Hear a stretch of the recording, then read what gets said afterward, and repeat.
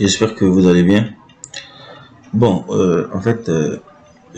cette vidéo concerne les semelles, c'est-à-dire comment ferrailler un groupe de semelles. Par exemple, vous êtes en train de faire ce genre de projet, vous avez pas mal de charges de torseur au niveau des appuis. Voilà, vous êtes en train de faire un projet professionnel, je répète encore, pas les trucs b.a.-ba de l'école. Ici, c'est un projet professionnel. En fait, qu'est-ce que vous allez faire? Vous n'allez pas dimensionner en fait l'ensemble des semelles qui sont sur ce projet. Vous avez un intervalle donné que vous avez calé pour pouvoir dimensionner un groupe de poteaux, un groupe de semelles. Ok? Maintenant, pour ce faire, avec robot structural, je le fais sur tous les logiciels de dimensionnement que j'utilise, mais cette vidéo est centrée autour du robot structural. Voilà, vous avez votre projet en 3 dimensions par exemple. Qu'est-ce que vous allez faire? Vous allez faire intervenir ce qu'on appelle par une cartographie de barres. Ok? Pour des gens qui utilisent le robot savent là où se trouve la cartographie des barres, suivant la direction, suivant en fait l'orientation FX. Vous savez qu'est-ce qui est FX par rapport aux repères locaux.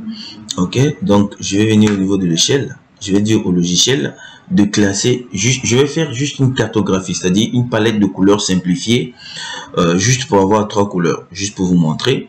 Ok, maintenant ici, je fais cette cartographie, vous voyez, j'ai les couleurs.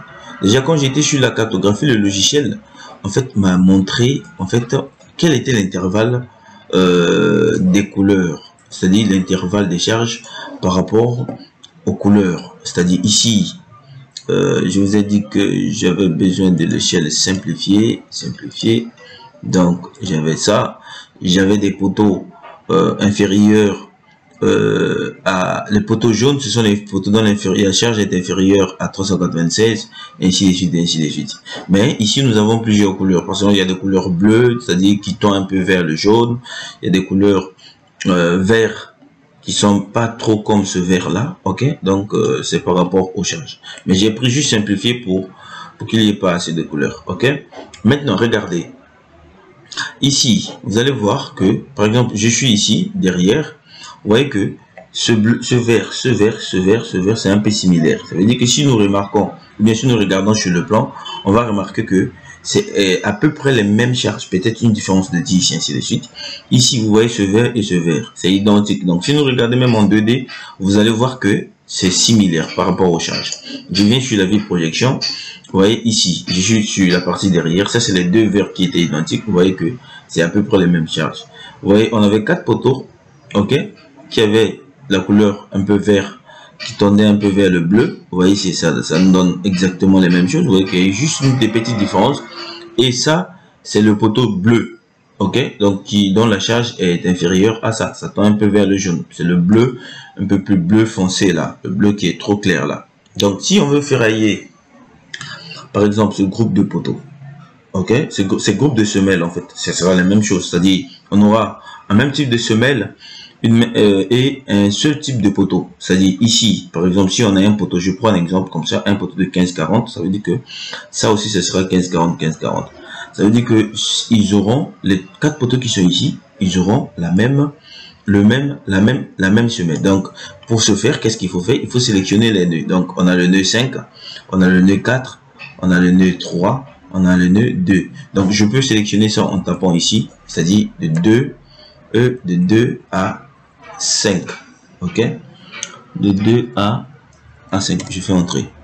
Voilà, il va sélectionner toutes les semelles de 2 à 5, ou bien vous pouvez sélectionner manuellement avec la touche contrôle. Après, je fais appel au module de ferraillage.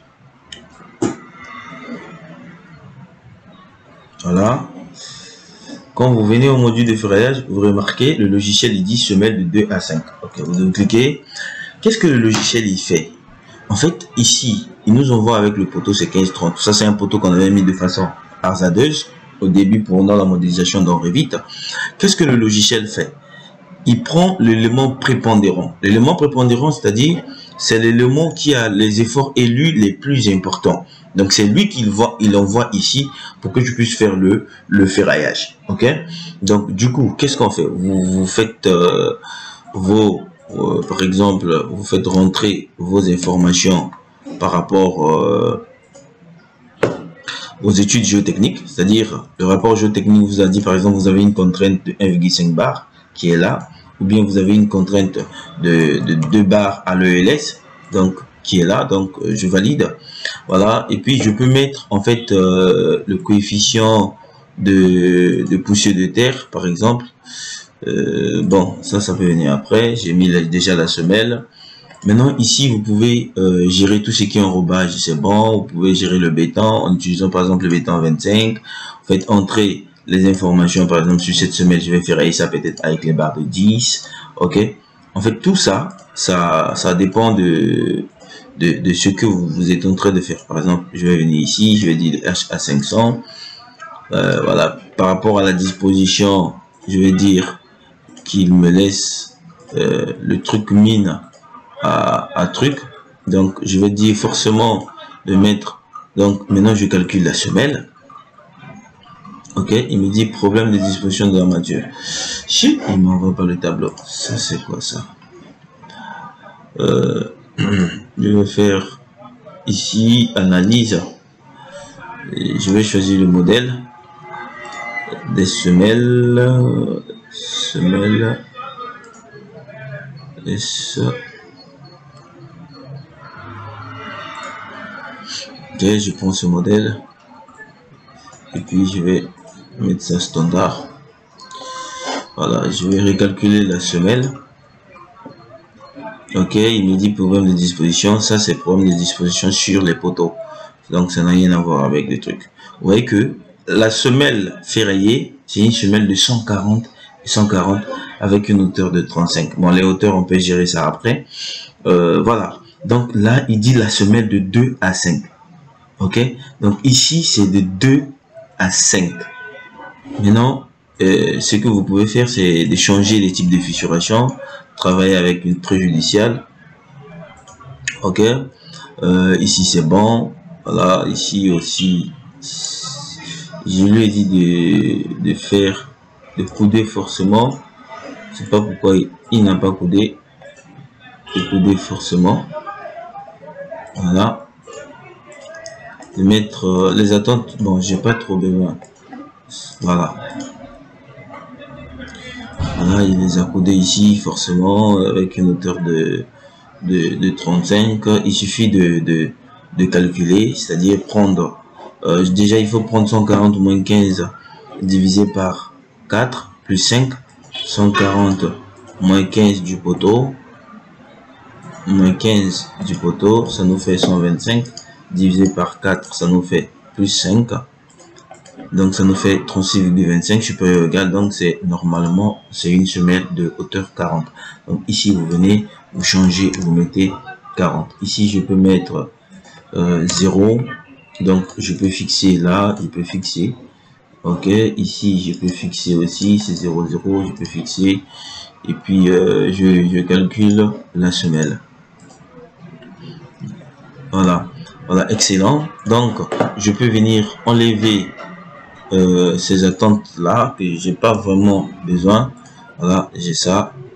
Tac, voilà la semelle est ferraillée. Un groupe de semelles. Ok, en utilisant la cartographie des barres. C'est très très simple et puis c'est très très facile et beaucoup plus professionnel que d'avoir beaucoup plus de semelles qui sera très très difficile à interpréter sur le plan.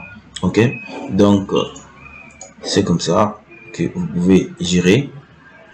Maintenant si vous remarquez, vous voyez que toutes les semelles ont la même section. Ok, toutes les semelles viennent ici avec la même section. Maintenant très bientôt.